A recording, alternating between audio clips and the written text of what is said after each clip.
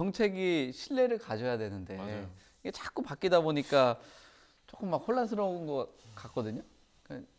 뭐 내가 이제 어디 좋은 자리에 앉았다라고 생각을 딱 해봤을 때 뭐 이게 가장 시급하다라고 생각되는 정책이 있을까요? 뭐 두 분 하나씩 좀 얘기를 주시면 좋을 것 일단은 같은데. 저는 시장 안정이란 것보다도 일단은 세입자 보호 명목으로 만든 주택 임대차 보호비 있잖아요.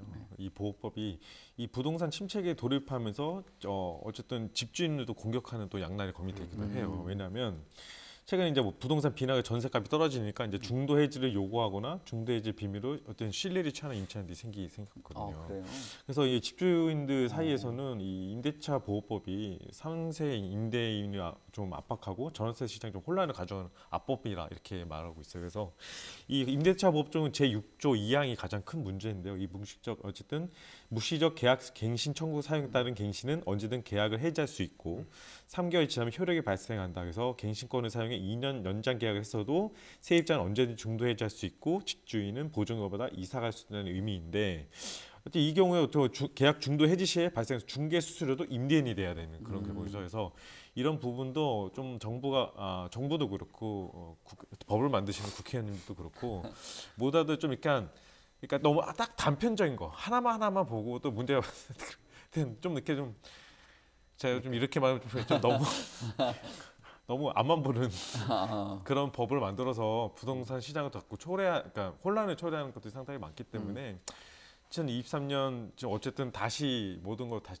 세우는 새 시작하는 입장에서 정부가 좀 이런 세세한 것까지 그리고 국회의원님들도 좀 이런 거 세세한 것까지 좀 부동산 저는 국회의원님들 만나면 그렇게 얘기해요. 지역에 있는 부동산 좀 가보시라고. 많이 만나시죠? 네, 그래서 이렇게 차를 마시거나 어쨌든 대화하는 시간이 되면 뭐 정책 만드는 거 상당히 좋습니다. 근데 지역 국회의원이면 지역에 맞는 거 법 좀 더 개발하시고 그리고 뭐 김포 보면은 김포 상당히 이슈가 되는 거 아닙니까? 그러면 교통이나 이런 것들도 신경을 많이 쓰시는데 결국에는 입주민들, 그러니까 지역 주민들은 그거예요. 김포 주민들 2기 신도시 분들 많잖아요. 한강 신도시 분들 많은데 그분들이 항상 주안점은 교통, 지하철.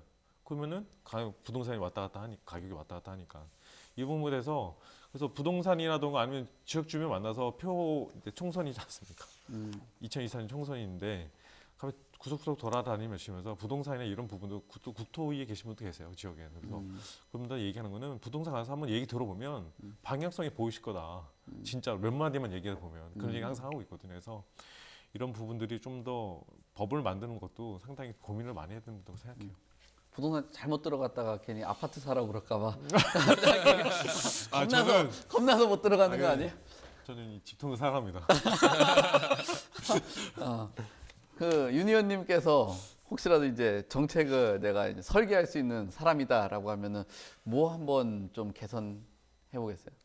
일단 뭐 좀 작년에 나왔던 규제 해제들에 보면 하고 올해 이제 좀 부분들 봐야 되는데 작년에 이제 규제 지역 해제가 많이 이루어졌습니다. 규제 지역 해제가 이루어졌는데 다들 그 말씀을 하세요. 규제 지역을 풀었는데 왜 집값은 더 크게 빠지냐? 풀 때마다 이게 푸는 지역마다 더 커지는 상황이니까 왜 그러냐라고 이제 이야기들을 많이 질문도 주시고 하시는데 결국 이제 투기과열지구나 조정대상 지역 같은 경우에는 투기 수요, 투자 수요를 막자라는 데 의의가 있었거든요. 처음에 이제 그 만들고 지정하는 것 자체가 이제 그런 목적이었다 보니까 지금은 사실 투자와 투기를 할 수 있는 시장은 아니고 결국엔 실수요를 늘려줘야 되고 어떻게든 거래를 늘려줘야 되는 상황인데 이런 부분들이 조금 빠졌다라고 생각을 해요. 그러니까 근데 거래를 늘리려면은 결국 이동을 많이 시켜줄 수 있게 만들어줘야 되고 이 이동에서 저희가 궤가 이제 막힌 궤가 있으면 이걸 풀어줘야 된다라고 생각을 하거든요.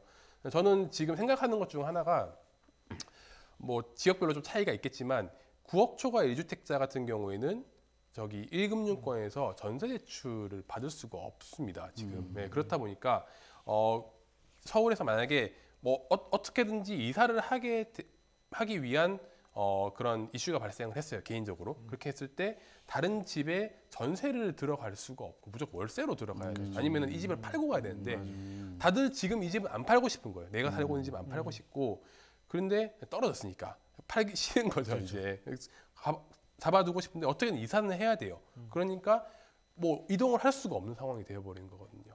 저는 이렇게 전세 대출을 그럼 지금 내가 살고 있는 집은 전세를 주고 그 돈이 사실은 부족한 경우가 많지 않겠습니까? 지금은 그거로는 대출 갚아야 되니까 그러면은 다른 데 가서 나는 좀 살 수 있게 전세 대출을 풀어줘야 된다. 이렇게 해야지 좀 시장에서 순환이 될 것 같아요.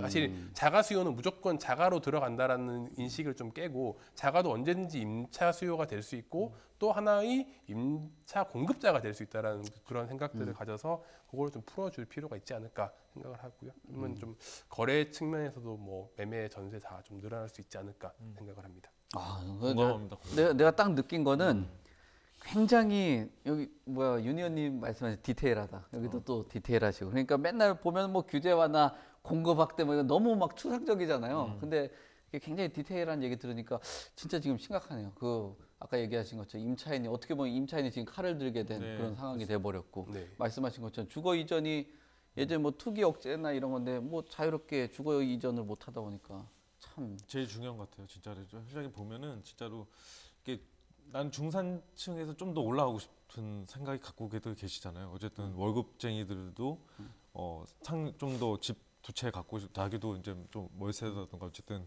조금이라도 집테크를 좀 하고 싶은 분들도 있고 근데 집은 팔기는 싫고 또 어쨌든 분양가 좀 싸게 받아도 어느 정도 올라가고 떨어지긴 했지만 그래도 이 집은 잡으면서도 또 다른 쪽으로 눈을 좀 돌리고 싶은 분들도 대출이 다 막혀버리다 보니까 그러면은 결국에는 전 정권에서 다 막은 부분을 이제 풀어주는데 근데 이게 심리라는 것이 그동안 이 학습되었기 때문에 이 풀어주기 상당히 어려운데 어쨌든 여기까지 얘기하시는 거래량을 늘리기 위한 그런 거는 좀 정부가 좀 잘 봐야 될 것 같습니다. 이사는 좀 편하게 좀 갔으면 좋겠어요. 그러니까 이사 뭐 사실 뭐 이사 가는 요인들이 많잖아요. 회사가 옮길 수도 있고 그렇죠. 또 뭐 자녀가 커서 또 자녀가 또 생겨서 그럴 수도 있으니까요. 꼭 매매로만 이사 가는 게 아니라 아까 뭐 전세나 월세 이렇게라도 이사 갈 수 있게 해줘야 되는데 뭐 그게 뭐 안 되니까 참 좀 어렵네요.